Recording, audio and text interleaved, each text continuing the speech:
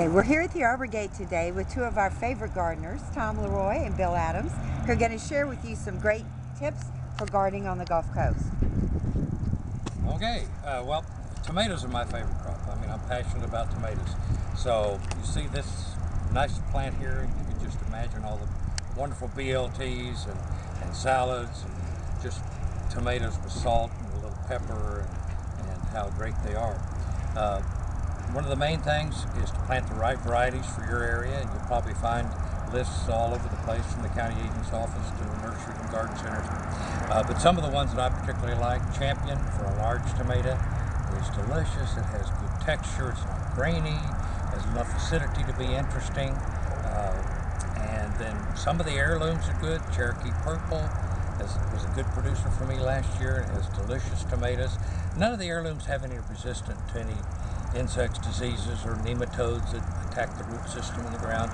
So you may have to plant a lot of them and hope that you get enough production to make it worthwhile. Cherry tomatoes are easy.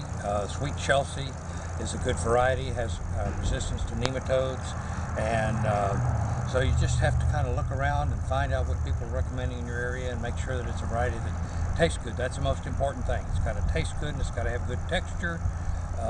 Production, insect disease resistance, all those things are nice, but you got to have the flavor and you got to have good texture.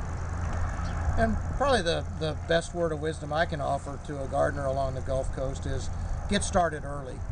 We have a very short season along the Gulf Coast. It's a matter of weeks or months before we get into the really hot weather. And if you don't get an early start, you're not going to be very successful as a vegetable gardener. Also, try to select those varieties that are short, that produce in a relatively short period of time.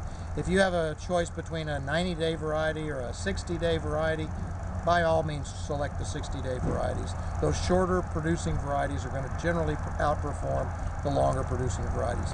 So don't delay, get started early, and you'll have a much better, more productive vegetable garden.